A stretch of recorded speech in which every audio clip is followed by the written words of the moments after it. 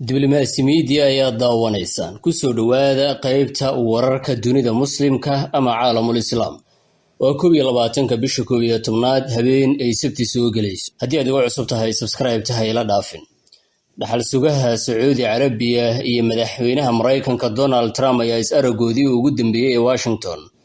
Waxay qalinka ku duugeen oo ay isku raaceen in la gudagalo sidii Sacuudiga looga iibin lahaa diyaaradaha laga daba dhacay ee F-35 oo ah midda hoggaanka u haysa jiilka shanaad ee diyaaradaha dagaalka ee casriga ah.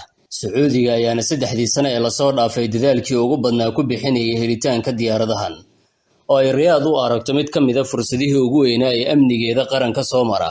Keliyana diyaaradahan ma baadigoobaysay Sacuudiga oo keliya, balse dalalka caalamka oo dhan ayaa baadigoob iyo raacdeen ugu jira.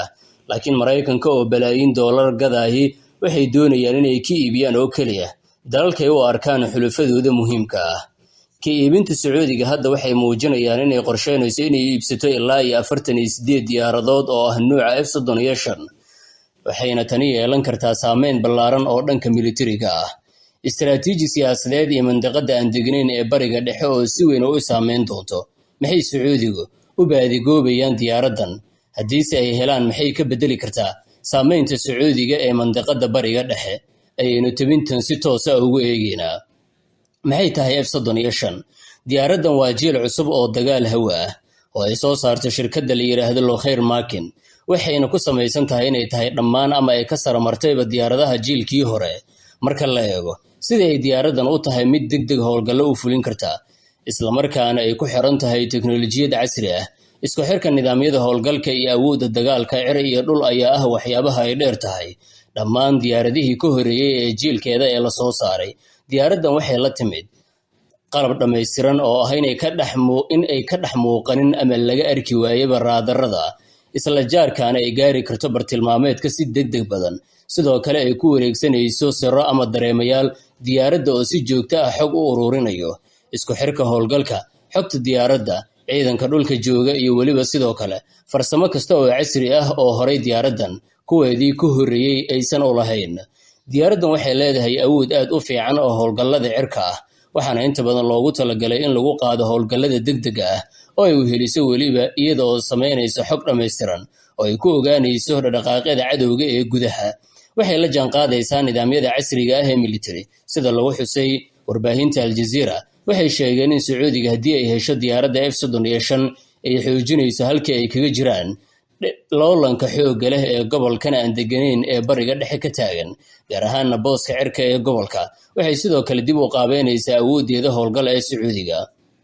Sacuudiga waxaa muddo dheer ku howlaneyd inay casriyeyso ciidankeeda cirka si ay ula tacaasho caqabadaha gobolka, kuwaasoo ay ka mid yihiin xiriirka adag ee Iiraan, kacdoonka gudaha, tartanka istiraatiijiga ee khaliijka iyo hubka. Waxayna noqon kartaa F-35 mid dhowr dhinacba Sacuudiga ama Riyaad si weyn ugu kaaftoonto.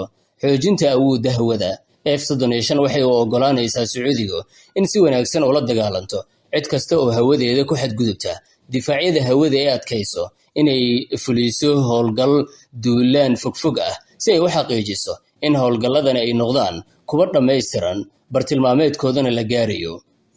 Sacuudigu inta badan ciidankiisu kama dagaalamaan dalal ka baxsan gudaha, waxaana ay Sacuudigu taallaa mandiqad xasaasi ah oo ay ku wareegsan yihiin dhammaan dhinacyo kala duwan oo ay kala duruuf yihiin.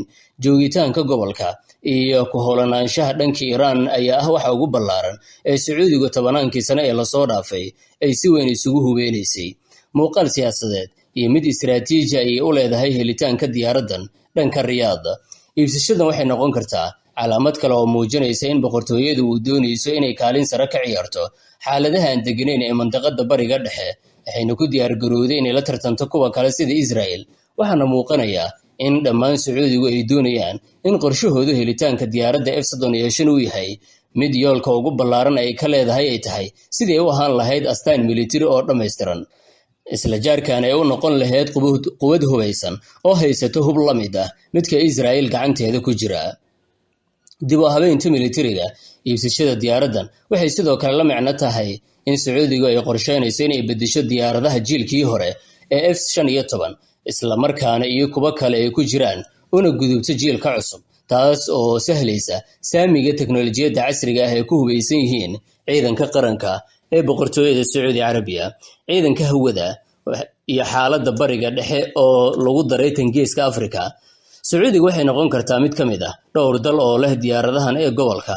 Waxay noqon kartaa dhanka istiraatiiji ahaan mid sarreysa, maadaama ilaa hadda Israel oo kaliya ay ka haysato wadamada bariga dhexe diyaaradaha F-35, taasoo Mareykanku ay ku wareejiyeen.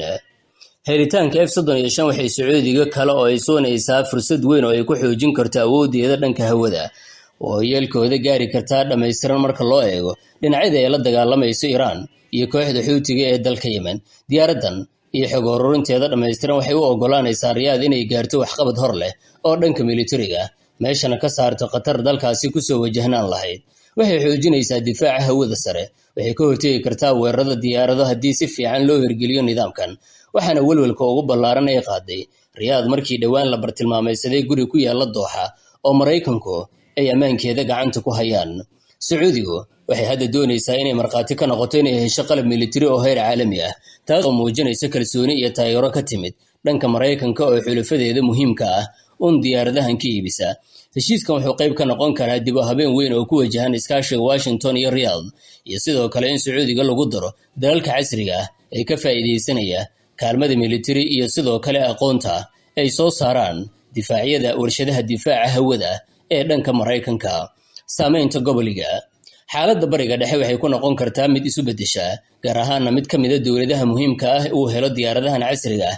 Waxay Sacuudi Carabiya siinaysaa fursad ay si weyn uga dhigato isbeddel ku saabsan dheelitirka awoodaha hawada ee gobolka.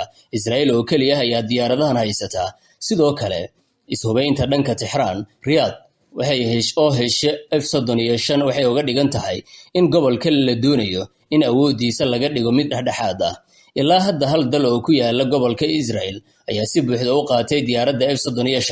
Marka Sacuudiga ay liis ka gashana, xiriirka iyo tartanka hawada ayaa isbedelaya.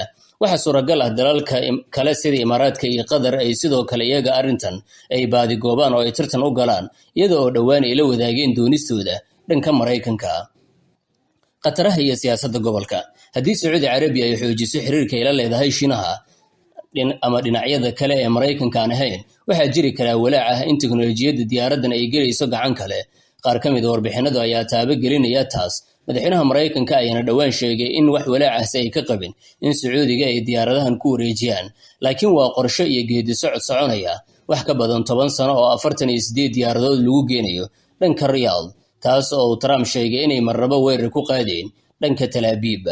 Saameynta maaliyadda iyo qarashada kale sida tababarka dayactirka qalabyada gundhiga ah. Kumanaan shaqaale cusub waxay noqon karaan culays weyn oo boqortooyada fuulaya haddii aan la helin si dhammaystiran in loo maamulo. Laakiin madaxweynaha Mareykanka wuxuu sheegay in Sacuudiga iyo Mareykanka ku bixinayaan lacag ka badan $2 trilyan oo maalgashi ah, taasoo ay banaanka ka yihiin dhammaan iibsashada 48 diyaaradood ee F-35. Haddaba waxaan sugi doonaa sida isbeddelka uu ugu yimaado gobolka sanadaha inagu soo aadan haddii eebaweyne uu raalli ka noqdo. Saaxiibayaal, intaas ayaan ku soo afmeerayaa wararkii aad kala socoteen Diblomacy Media. Faarax Abdiqaadir ayaa warbixintaasi diyaariyey. Haddii aad ugu cusub tahay subscribe-tii isaar nabadi.